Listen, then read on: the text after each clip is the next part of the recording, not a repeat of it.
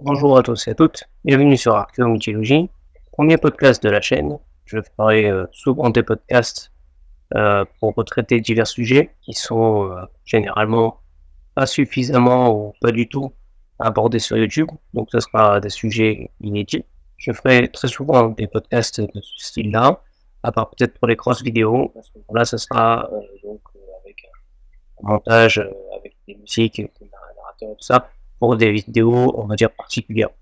Voilà, donc pour le sujet d'aujourd'hui, on va traiter donc d'un quelque chose d'assez inédit. Il est dit que la pyramide de Khéops aurait été peinte en rouge.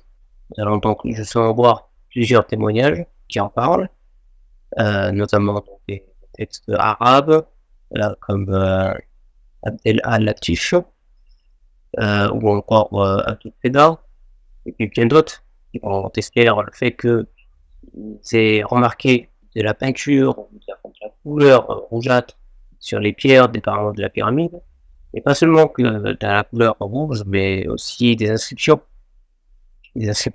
couleur rouge, comme ce qu'on pourrait d'ailleurs trouver à l'intérieur même de la pyramide de Khéops avec des inscriptions qu'on peut retrouver aujourd'hui.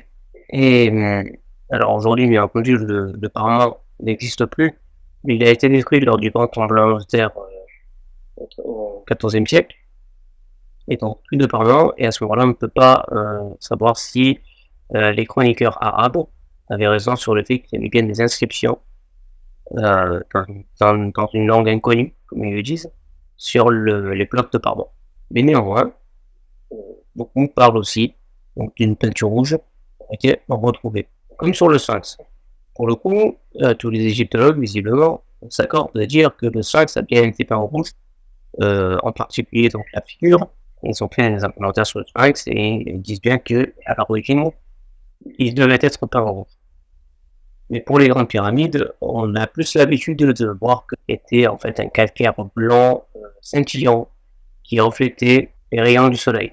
Mais pour la peinture rouge, il n'y est pas fait mention. Donc nous allons voir tout ça, donc à commencer avec un égyptologue italien du nom de Giovanni Battista Caviglia, mentionné dans les carnets de Weiss.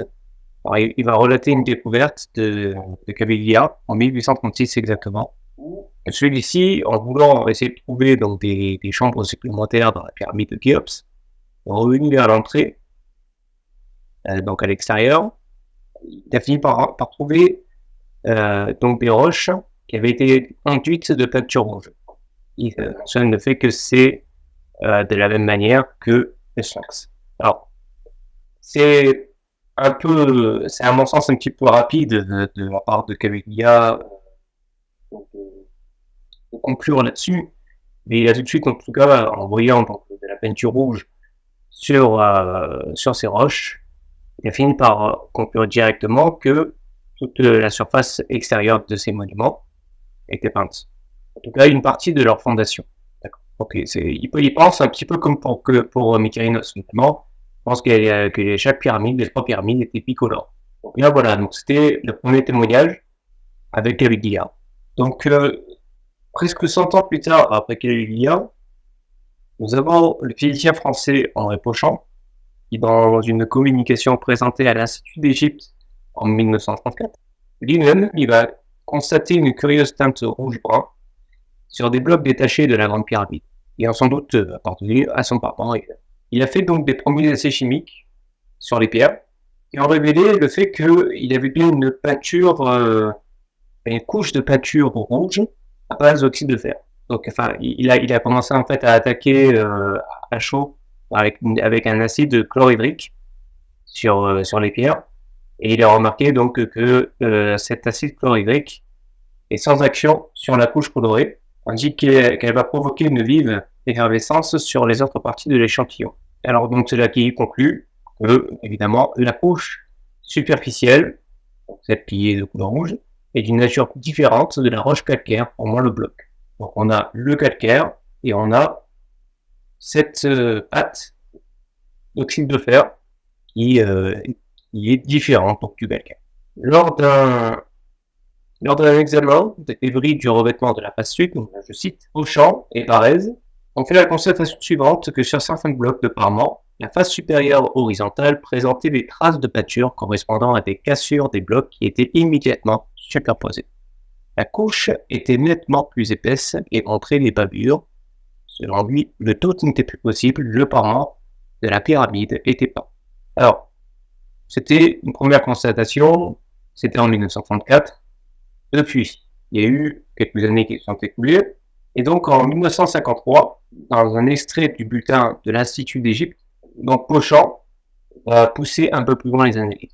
Il a déclaré qu'il avait en sa possession 4 fragments du revêtement de la Grande Pyramide et qu'il a confié à M. Boulanger, chef des travaux de chimie générale de la Sorbonne, d'exécuter des analyses. M. Boulanger a soumis les échantillons à une analyse spectrale. Malheureusement, il est mort prématurément et sa fille, Françoise Boulanger, elle aussi chimiste à la faculté des sciences, va donc terminer ses analyses. Et donc, je cite, « Son rapport semble apporter définitivement la preuve que le parement de la Grande Pyramide était peint. » Donc, elle a confié que des fragments de calcaire provenant du revêtement externe de la Grande Pyramide et présentant sur la partie plane une coloration rougeâtre. Elle dit qu'elle a mis en évidence cette face plane colorée et qu'elle contenait des corps chimiquement différents de ceux qui constituent la pierre elle-même. Donc c'est finalement la même constatation que M. Beauchamp avait faite en 1934, en disant que la couche superficielle est différente de la pierre. Comme on peut le voir, je suis toujours, les corps se trouvant dans la couche rougeâtre superficielle et non dans la pierre sont le fer, le manganèse, le phosphore et le sodium.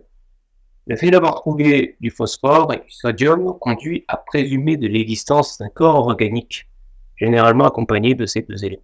La présence du fer et du manganèse explique très bien la coloration rougeâtre constatée. Nous pensons avoir vérifié l'hypothèse, dit-elle, de M. Beauchamp, à savoir que la pyramide a bien été peinte. Donc voilà, donc Madame Françoise Boulanger arrive à la même conclusion que M. Beauchamp. C'est là que, en fait, Beauchamp il va essayer d'émettre une hypothèse par rapport à cette couche rougeâtre sur les pierres de parlement. Alors, il dira que Pline l'Ancien, au 1er siècle, nous apprend que la peinture de la face du Sphinx avait le culte pour cause. C'est-à-dire que ça remontait à un culte, le fait que le Sphinx était peint en rouge. Et dans le même ordre d'idées, la coloration rouge des pyramides pourrait donc symboliser la filiation solaire du roi. C'est-à-dire disparaissant dans la pourpre du ciel occidental, l'horizon de Khéops, ce devait être de la même teinte que l'horizon occidental au coucher du soleil.